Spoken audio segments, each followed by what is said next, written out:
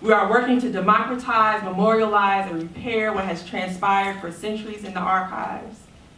Our work, the work of the Albert Gore Research Center, the documentation of students' efforts with the Forest Hall Protest Collection, your efforts to remove the monuments of the Confederacy should not exist in silos, as MTSU joins a pantheon of activists that have contested the commemoration and validation of a period with confrontational ties to America's past, and plays a divisive role in its present. I found out about Forest Hall, honestly, my sophomore year. Before I found out about that, MC for me was great. You know, stayed in Cummings, everything was pretty cool. I had all the best friends because we all stayed on the same floor. And then I remember just walking past, just kind of thinking like, what is that? And then I really want to say I overheard like a group of people like talking about it. So I immediately put out my phone and I just Googled it. Like I'm the type that literally just stand right there and Google something if I really want to know it that badly. And from there, I got in talks with, you know, a few people I got involved with NAACP my freshman year. So at that point, I talked to some people that was in NAACP to ask them more about the history about it. I talked to the advisor, who was Dr. Millicent Nelson. She told me a little bit more about it. And at that point, it's like, oh no, like you have to do something about that. And then at that point, that's kind of sort of for me when everything kind of changed. You know, like the veil kind of it was pulled off basically, because you know you take that tribute pledge and you're just like, yeah, you know you're here for it, and then you slowly start to learn about the skeletons in the closet, and you're just like, what did I just sign up for? I am from a small town, Shelbyville. Unlike Memphis, I grew up in a predominantly white town, predominantly white high school. But I remember watching on TV the civil rights movement. Students and adults being sprayed by the fire hoses, being bitten by the dogs. My mom and I'm an only child, we sat there and we watched it on TV. And I begged her to take me to Nashville. You know, young people were in this movie because young people don't have fear. And I begged her to take me to Nashville so I could be a part of the movement. And she looked at me and she said, don't you know dogs hurt when they bite?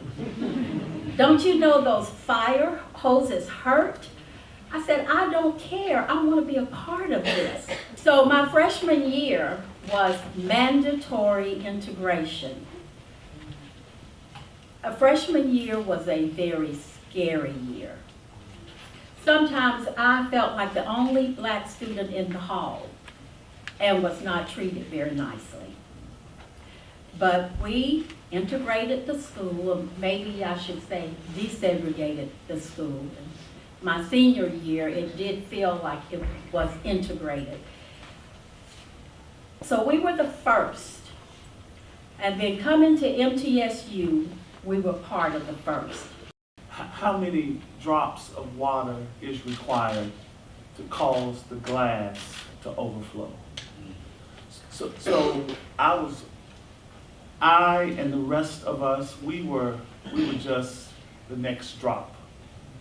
But if it hadn't been for the previous drops, our drop would have gone to the bottom of the glass and would not have had that cumulative effect. It would not have overflowed, Sarah, to the removal of the Forest statue.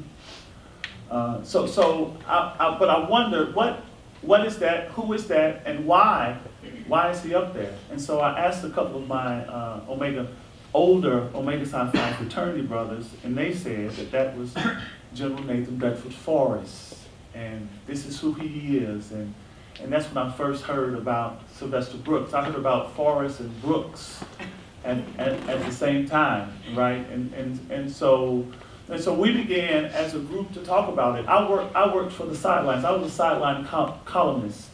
And so that fall in the first issue of the Sidelines, to welcome the students, the new students to MTSU and the returning students back to MTSU, I wrote a column, and it was about Nathan Bedford Forrest and his welcoming all of you students to MTSU and back to MTSU, and I went into some of his history and what that felt like and really what that meant, right? Not just what it felt like, but what does it mean that you would have him up there? What does it suggest? What are you saying, right?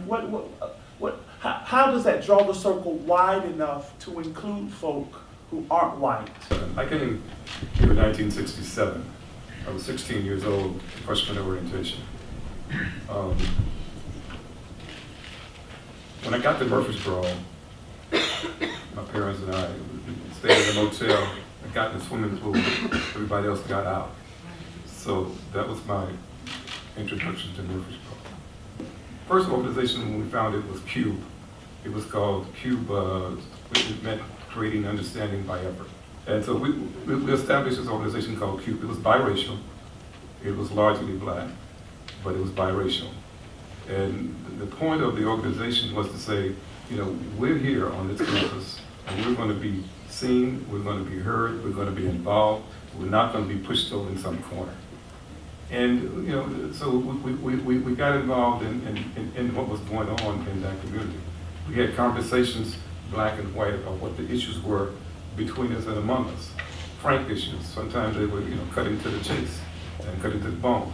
But those are the kind of conversations that we need to have. Too often, when we talk about race, we want to touch the edges of it, you know, and you really got to get to the bone to deal with it. You really got to do that.